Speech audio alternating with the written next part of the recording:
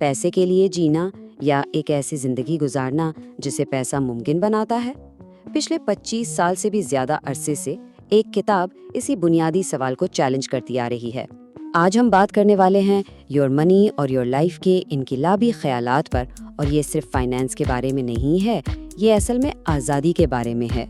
ये टाइटल सुनने में तो किसी धमकी जैसा लगता है ना? लेकिन जरा एक लम्हे के लिए रुकिए।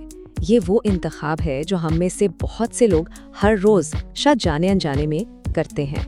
जब हम देर तक काम करते हैं या कोई ऐसी चीज़ खरीद लेते हैं जिसकी हमें ज़रूरत भी नहीं होती, तो क्या हम पैसे को अपनी ज़िंदगी पर फोकियत नहीं दे रहे होते? यही सवाल इस सारी गुफ्तगू की बुनियाद है। तो इस आज़ादी तक पहुंचना कैसे है? हमारा आज का सफ़र 6 अहम स्टॉप्स पर मुश्तमिल होगा। हम शुरू करेंगे तनख्वाह के जाल की हकीकत से, फिर पैसे के बारे में अपनी सोच को बिल्कुल बदल देंगे, इसे ज़िंदगी की तवानाई के तौर पर देखेंगे, और फिर हम आपको माली आज़ादी तक पहुंचने के कुछ अमली इक़दामात भी बताएंगे। तो पहला हिस्सा तनख्वाह का जाल। ये वो हैमस्टर व्हील है जिससे हम सब वाकिफ़ हैं। उठो, काम करो, कमाओ, खर्च करो, सो जाओ, और फिर से यही सब कुछ। ऐसा महसूस होता है ना कि भाग तो रहे हैं लेकिन पहुंच कहीं नहीं रहे। किताब इसे कहती है मरते हुए जीना, और अब हम देखेंगे कि ऐसा क्यों है। देखिए, मुआशरा हमें कामयाबी का एक बना बनाया रास्ता दिखाता है, ज्यादा पैसा, बड़ी चीजें, लेकिन जैसा कि ये तस्वीर दिखा रही है, ये रास्ता अक्सर हमें अपनी ही कदरों से समझौता करने पर मजबूर करता है।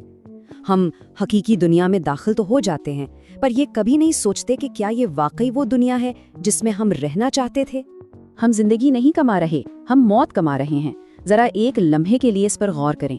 किताब कहती है कि जब हमारी नौकरी हमारी तवानाई छीन लेती है और हमें थका हुआ और खाली छोड़ देती है, तो हम लफ्जी तौर पर अपनी जिंदगी को पैसे के बदले बेच रहे हैं।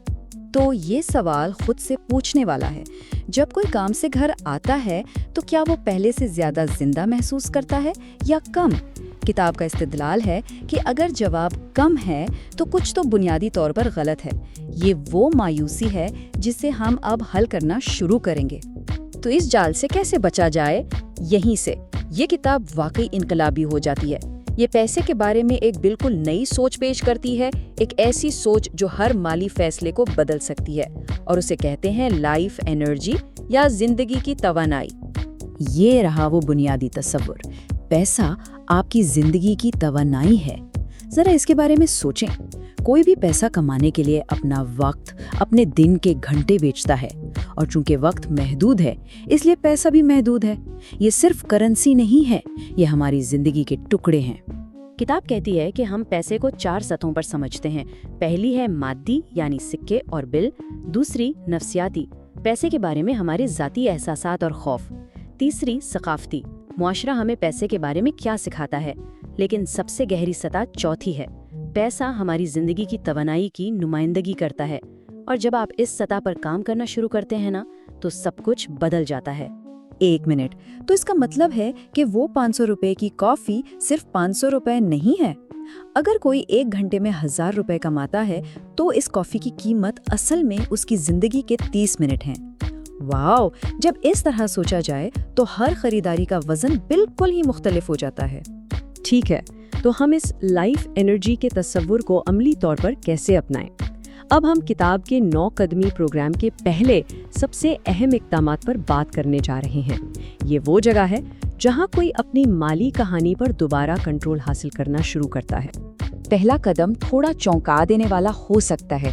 अपनी जिंदगी में कमाए गए हर एक रुपए को जमा करें। ज्यादातर लोगों के लिए ये एक बहुत बड़ी रकम बनती है और ये फौरी तौर से सवाल उठाती है, आखिर ये सारा पैसा गया कहाँ?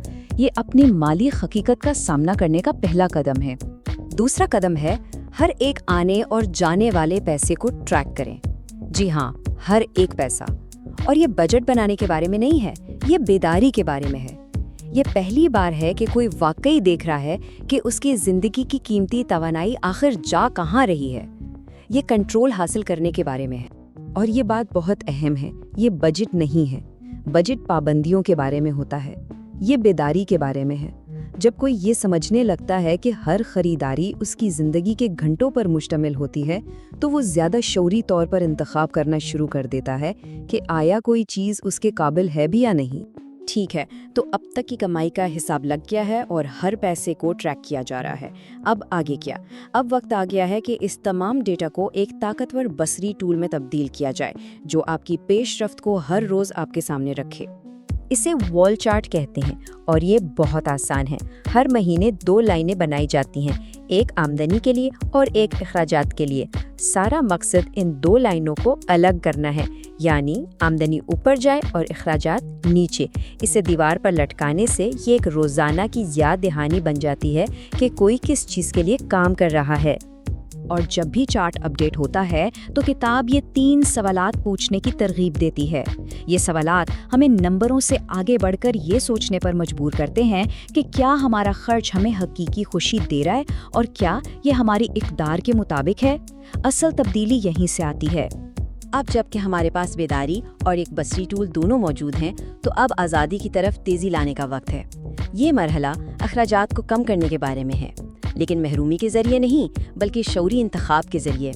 یہ کم خرچ کرنے اور زیادہ جینے کے بارے میں ہے۔ اور یہ ایک بہت اہم فرق ہے۔ کفایت شعاری کنجوسی نہیں ہے۔ کنجوسی کا مطلب ہے خود کو محروم کرنا۔ کفایت شعاری کا مطلب ہے کہ اپنی زندگی کی توانائی کو ان چیزوں پر خرچ کرنے کا انتخاب کیا جائے جو سب سے زیادہ خوشی دیتی ہیں اور باقی سب کو ختم کر دیا جائے۔ یہ اصل میں اپنی قدر کو زیادہ سے زیادہ کرنے کے بارے میں ہے۔ اور یہاں جادو ہوتا ہے۔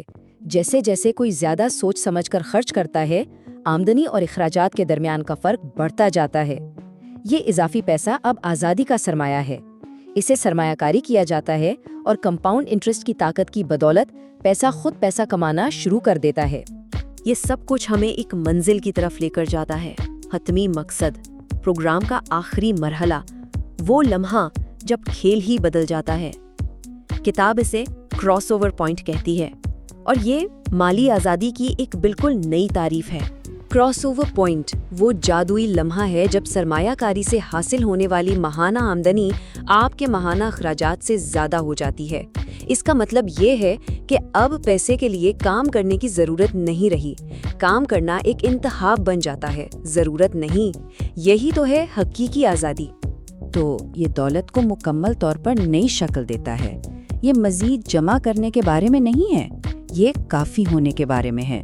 یہ وہ مقام ہے جہاں کسی کے پاس اپنی ضرورت کی ہر چیز ہے اور وہ آزاد ہے کہ وہ اپنی زندگی اپنی مرضی کے مطابق گزارے۔ یہ ہیمسٹر ویل سے اترنے اور سکون پانے کے بارے میں ہے۔ تو لیجئے ہم وہیں واپس آ گئے ہیں جہاں سے ہم نے شروع کیا تھا، لیکن ایک نئی سمجھ کے ساتھ۔ پیسہ یا زندگی؟ کتاب کہتی ہے کہ یہ غلط انتخاب ہے۔ صحیح سوال یہ ہے کہ کوئی پیسے اور زندگی کو ہم آہنگ کیسے کرے گا؟ اب جب کہ روڈ میپ موجود ہے، انتخاب ہر فرد کا اپنا ہے۔